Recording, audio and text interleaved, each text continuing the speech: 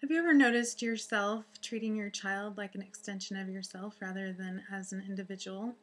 Maybe saying something to them that you might say to yourself, but you probably wouldn't say to someone else, or you wouldn't want someone to say to you. Sometimes we criticize ourselves. We might say, this doesn't look good on us, we look fat, or, I look so drab today, or frumpy, or whatever. But you wouldn't say that to someone else, but we say it to ourselves. And sometimes we treat our children as an extension of ourselves instead of as the individuals that they are, with feelings and feelings that can be hurt. So when we criticize our children, it's a lot different than if we criticize ourselves. We should try to avoid that as well. We should love ourselves. But we should be extra careful with these little ones that have been entrusted to our care. And they are so worthy to be loved, and they need to be loved, and they're able to be loved and to receive love. So another tendency that I think that I have, and I'm sure other people do, is that I occasionally treat my children like checkboxes. Like their school is a checkbox, or their bath, or their chores, or whatever. These are things to get done. And I forget that they are children to be loved. They are relationships to be strengthened, and that those are the things that are most important. I am not in the pursuit of a perfect house. I'm not raising green grass. I am raising children.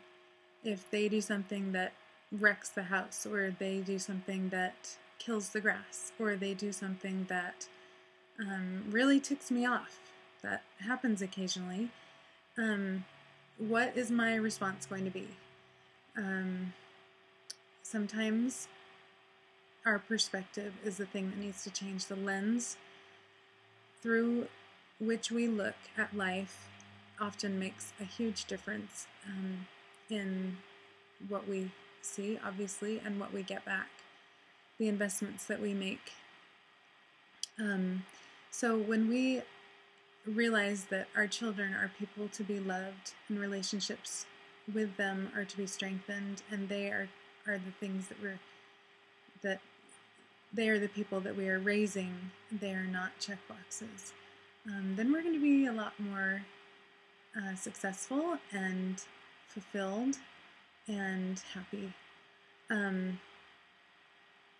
Have you ever had an experience where you went through something with your child and you just felt that giddy new love that comes from just after you've had a baby and you're holding them in your arms, and you're just overwhelmed with this joy and this love?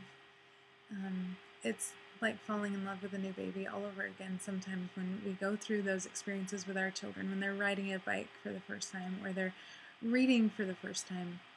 It's such a joy, and it's something that I don't want to give up to a school teacher.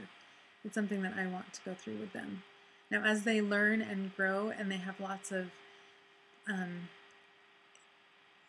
experiences that are beyond my scope, and they're learning from other people, that's a joy to watch as well.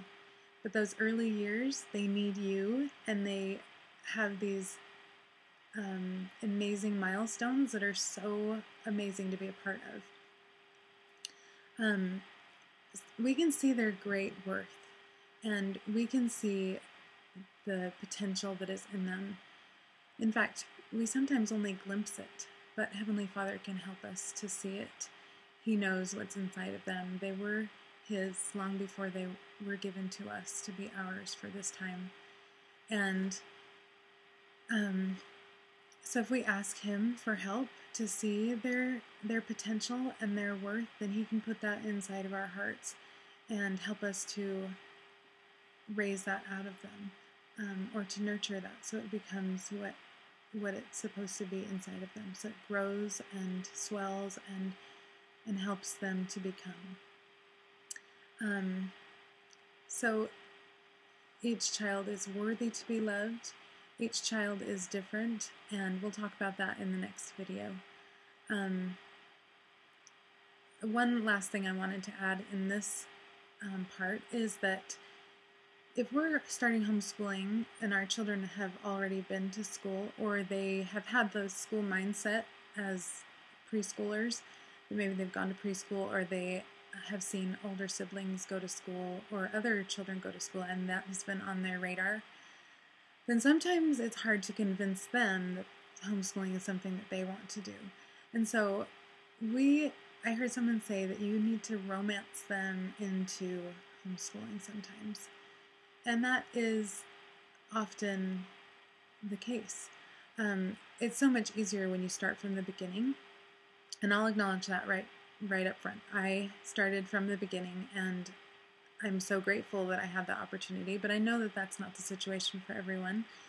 And so as you start, it might be necessary to kind of make it really exciting, or really do your best to cater their education to them and cater their experiences to them, because homeschooling is a lifestyle. It's not just a couple of hours a day that you set aside to do schoolwork. It's the way you live your life, and at least it can be.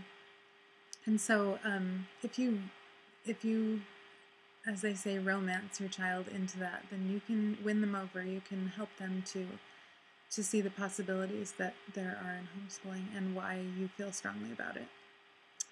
So thanks. See you next time.